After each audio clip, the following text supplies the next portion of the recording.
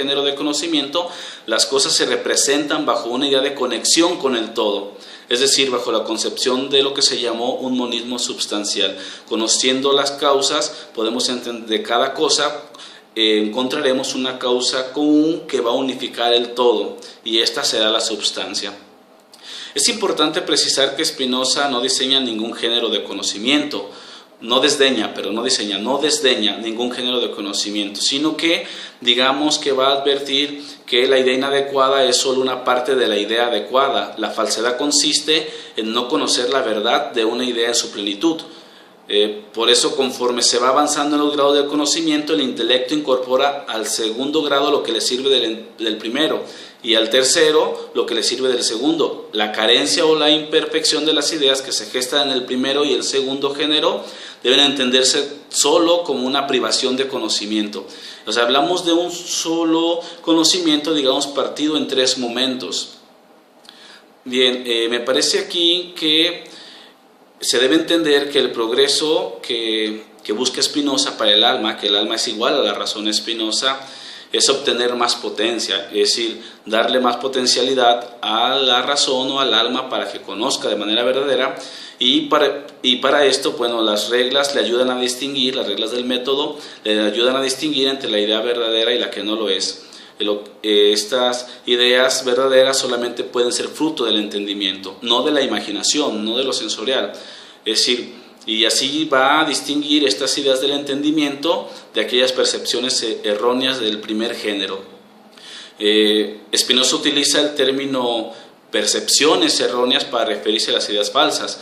Estas son producto de la imaginación, hemos dicho, o sea, tienen su origen en ciertas sensaciones fortuitas y se presentan sin nexo. Son ideas, por lo tanto, que vienen de causas exteriores en la que la razón tiene una condición paciente, es decir, cuando las cosas están delante de nosotros, somos pacientes ante ellas, padecemos su existencia, es decir, concebimos mediante los sentidos esto. Por eso es que son ideas sin nexo, que llegan a la imaginación y no están, digamos, purificadas, conectadas desde un orden lógico. Este segundo momento le pertenece al segundo género de conocimiento, o sea, los procesos donde nacen las imágenes se producen según otras leyes, o sea, las leyes de la naturaleza, de la afección, y estas son enteramente diferentes a las leyes del entendimiento o del alma, en lo que concierne a la imaginación.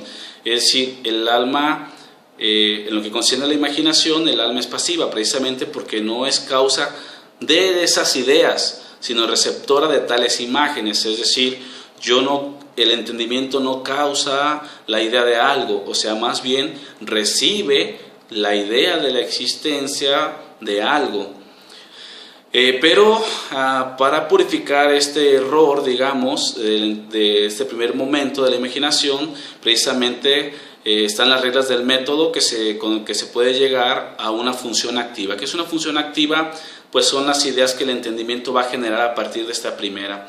Es decir, es activa porque es el ejercicio del razonamiento, del entendimiento, lo que va a originar ya unas ideas más elaboradas, más ordenadas y de mayor claridad. Digamos que es la manera en que el entendimiento delibera intelectivamente ideas secundarias a partir de una primera, y que estas ideas secundarias tienen que alcanzar el orden de claridad y que permiten distinguirse de las representaciones de las cosas. Y la finalidad del método, pues, es ayudar al entendimiento a obtener ideas de verdades eternas por las cuales se puedan entender proposiciones afirmativas. Hasta aquí quizás el método y la racionalidad del método, y la diferencia entre las distintas ideas que Spinoza va a concebir en sus tres géneros de conocimiento. Ahora sí podemos pasar lo que sería explicar la ontología, y donde vamos a ver conceptos como substancia, explicar los conceptos de sustancia, atributos, modos, realidad, naturaleza. Para Spinoza, dentro como un racionalista, la razón tiene la peculiaridad de concebir la existencia en un orden total, en un todo, que mediante el método, es decir, las cosas son concebidas en una unidad, en un todo general. Y así Spinoza pretende señalar que en la manifiesta pluralidad de las cosas existe una unión total que se unifica en la sustancia que comporta toda la realidad existente en sí misma, por lo que los modos, como cosas particulares, como modos se entienden todas las cosas que existen. Existen y se entienden solo desde la unidad sustancial, referido esto a un monismo sustancial, es decir, hay una única sustancia desde el cual deberá comprenderse toda la realidad. Así es como Spinoza trata de dar solución al dualismo cartesiano, que ya había explicado anteriormente, que concibe tres sustancias, ¿no?, distintas. Para desaparecer el dualismo entre la sustancia extensa y la mental, la res extensa y la res cogitans, Spinoza recurre a la relación entre los atributos de pensamiento y de extensión, correspondiéndolos perfectamente en la única sustancia divina. ¿Qué son los atributos? Los atributos son la expresión de la esencia de Dios. O sea, Dios está compuesto del atributo de pensamiento y del atributo de extensión, y son la esencia de Dios mismo, es la esencia de Dios mismo, representan a Dios mismo.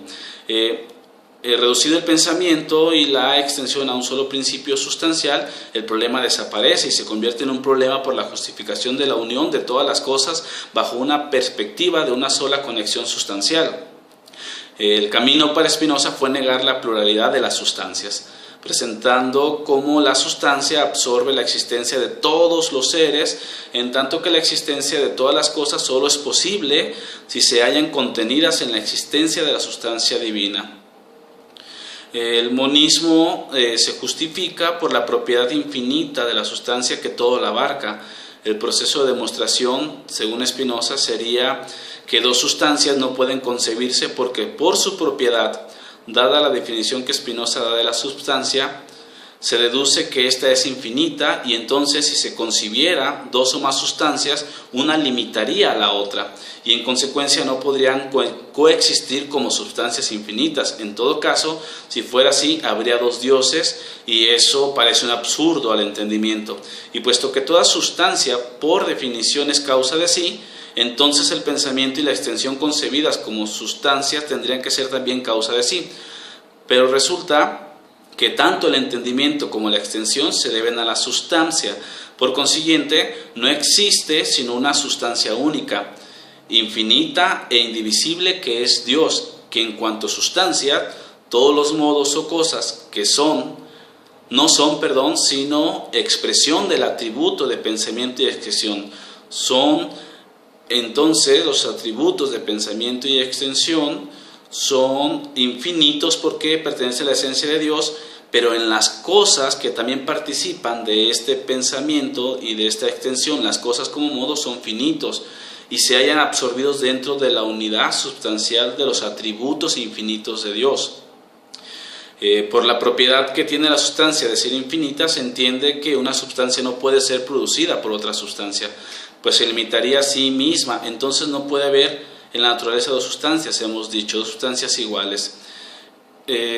Así es como las cosas compuestas de pensamiento y extensión quedan desde el pensamiento de Spinoza desustancializadas y pasan a ser solo expresiones o modos de los atributos de la sustancia.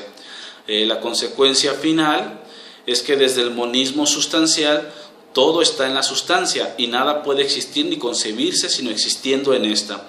La sustancia es todo y todo es la sustancia, pensémoslo así. Todo se halla entramado y concatenado en una serie de causas necesarias y de afectos o defectos, que van a dar este orden ontológico de toda la realidad. La sustancia es el primer principio y la causa inmanente necesaria de todas las cosas, y en el orden lógico es la idea verdadera primordial y el principio básico de la inteligibilidad, es decir, esta idea verdadera de la substancia. En esto le llamamos teoría de expresión, que se expone desde tres elementos constitutivos, digamos, la expresión, lo expresado y el expresante. O sea, la expresión se presenta como una triada, digamos, la teoría de la expresión se presenta como una triada, y debemos distinguir entonces la substancia, los atributos y la esencia. La substancia se expresa, ahí está la primera parte, hace una expresión. ¿Cómo se expresa? en los atributos, y estos atributos son las expresiones de la esencia expresada. La originalidad del concepto de expresión se manifiesta así: la esencia en cuanto existe,